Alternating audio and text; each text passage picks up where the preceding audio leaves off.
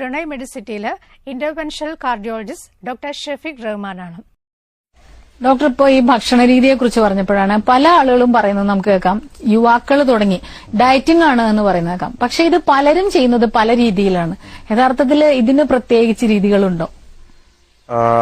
എപ്പോഴും വളരെ ചെറിയ അളവിൽ മൾട്ടിപ്പിൾ, അതായത് പല സമയത്ത് മൾട്ടിപ്പിൾ മിനി മീൽസ് എന്ന് പറയും. അതായത് ഓരോ 3 മണിക്കൂർ കൂടുമ്പോഴും ചെറിയ രീതിയിൽ ആഹാരം കഴിക്കുന്നതാണ് എപ്പോഴും ആരോഗ്യത്തിന് കൂടുതൽ പ്രയോജനകരമായിട്ടുള്ള സംഗതി. പ്രത്യേകിച്ച് ഇന്നത്തെ ഈ ഫാസ്റ്റ് ഫുഡ് കൾച്ചർ ആണ് കൂടുതലും രോഗങ്ങളെ സമ്മാനിക്കുന്നത് എന്നുള്ളത് സംശയമില്ല. കാരണം ഫാസ്റ്റ് ഫുഡ് റെസ്റ്റോറന്റിൽ കിട്ടുന്ന ആഹാരങ്ങൾ പലതിനകത്തും ഈ നാരിന്റെ അംശം വളരെ കുറവാണ്. മൈദ കൊണ്ടുണ്ടാക്കിയ ആഹാര പദാർത്ഥങ്ങളാണ് കൂടുതൽ. ഇങ്ങനെയുള്ള സംഗതി, അതിനകത്ത് മറ്റ് സംഗതികളൊക്കെ ചേർത്തിരിക്കാനും സാധ്യതയുണ്ട്. അപ്പോൾ ഇത് കൂടുതൽ കഴിക്കുന്നത് നമുക്ക് അമിതവണ്ണം ഉണ്ടാവാനായിട്ടും അതുപോലെ തന്നെ ചെറിയ പ്രായത്തിൽ തന്നെ കൊളസ്ട്രോളും പ്രഷറും എല്ലാം വരാനായിട്ട് സാധ്യത കൂടുതലാണ്. ഈ ഫാസ്റ്റ് ഫുഡ് റെസ്റ്റോറന്റ്സിനെ ഫാസ്റ്റ് കിൽ റെസ്റ്റോറന്റ്സ് എന്നാക്കി പേര് മാറ്റണമെന്ന് എനിക്ക് പലപ്പോഴും. പിന്നെ ഞാൻ ഒരു ആക്സിഡന്റ് ഉണ്ടായി, എനിക്ക് വാഹനാപകടം ഉണ്ടായതിനെ തുടർന്നേ കുറച്ച് നാളായിട്ട് ഇങ്ങനെ വീട്ടിലിരിപ്പാണ്. കാലിന് നടക്കാനായിട്ട് വയ്യാത്തതുകൊണ്ട് പിന്നെ ഞാൻ ഇരിക്കുകയാണ്. അപ്പൊ എനിക്ക് വ്യായാമങ്ങളൊന്നും ചെയ്യാൻ പറ്റുന്നില്ല, നടക്കാനും പറ്റുന്നില്ല, വീട്ടിനുള്ളിൽ തന്നെയാണ്.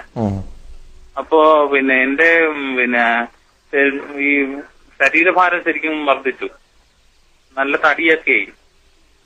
ഭക്ഷണം കുറച്ചാണ് കഴിക്കുന്നതെങ്കിൽ തന്നെ എനിക്ക് ഈ ഇടയ്ക്ക് ഭക്ഷണം കഴിച്ച ശേഷം ഭയങ്കര ഹൃദയമിടിപ്പ് കൂടുതലായിട്ട് ഭയങ്കരമായിട്ട് വരുന്നതായിട്ട് ഒരു കിതപ്പ് പോലെ അനുഭവപ്പെടുന്നുണ്ട് ഭക്ഷണത്തിന് ശേഷമൊക്കെ, ഭക്ഷണം കഴിച്ച ശേഷം. അപ്പൊ ഞാനിങ്ങനെ ഇരുന്ന് ഇത് നമ്മുടെ ഈ ഹൃദയ സംബന്ധമായ എന്തെങ്കിലും തകരാറുണ്ടാകാൻ സാധ്യതയുണ്ടോ ഇങ്ങനെ ഉള്ള ഒരു അവസ്ഥയിലേ അറിയാൻ വേണ്ടിയാണ് ചോദിച്ചത്. ഞാൻ കൊഴുപ്പുള്ള ഭക്ഷണങ്ങളൊക്കെ വളരെ കുറച്ചാണ് കഴിക്കുന്നത്, എണ്ണയൊക്കെ കുറവാണ്. ഇത്തരം അവസരങ്ങളിൽ രണ്ട് കാര്യങ്ങൾ ചെയ്യാൻ പറ്റും. ഒന്ന്, ഭക്ഷണം എന്ന് പറയുന്നത് ഇന്ധനമാണ്, നമ്മുടെ ശരീരത്തിനുള്ള ഇന്ധനമാണ്, ഫ്യൂവലാണ്. ഇപ്പൊ നമ്മുടെ ശരീരത്തിലുള്ള പെട്രോളാണ് ഭക്ഷണം എന്ന് പറയുന്നത്. അപ്പൊ നമ്മൾ എന്തെങ്കിലും ഒരു ജോലി ചെയ്യുക, അധ്വാനം ചെയ്യുക, ഇങ്ങനെയുള്ള ചെയ്യുന്നതിന് തൊട്ട് മുമ്പാണ് നമ്മൾ സാധാരണ രീതിയിൽ ആഹാരം കഴിക്കുക. അതായത് വയറ് നിറച്ച് ആഹാരം കഴിച്ചിട്ട് ഉടനെ അധ്വാനപ്പെട്ട ജോലി ചെയ്യണമെന്നല്ല ഉദ്ദേശിക്കുന്നത്. അതൊരു അല്പസമയം കഴിഞ്ഞ ശേഷം, അപ്പൊ ആ ആഹാരം ഒരു ഇന്ധനം എന്നുള്ള രീതിയിൽ വേണം കണക്കാക്കാനായിട്ട്.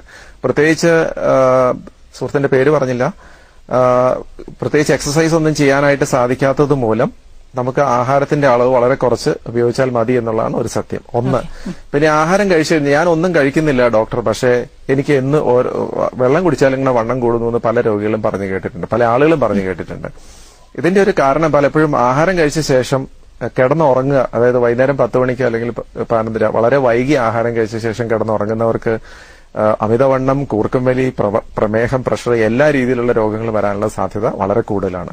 അതുകൊണ്ട് തന്നെയാണ് നമ്മൾ ആഹാരം കഴിക്കുന്നത് അരവയറ് കഴിക്കണം, അതുപോലെ തന്നെ നേരത്തെ കഴിക്കണമെന്ന് പറയുന്നത്. സൂര്യൻ അസ്തമിച്ചു കഴിഞ്ഞാൽ പറ്റുന്നിടത്തോളം ആഹാരം കഴിക്കാതിരിക്കുക എന്നുള്ളതാണ് ഏറ്റവും പ്രധാനപ്പെട്ട സംഗതി. അങ്ങനെ ആ ഒരു ശീലം ഉണ്ടാക്കിയെടുത്താൽ തന്നെ നമുക്ക് പല രോഗങ്ങളും മാറിയെടുക്കാൻ പറ്റും.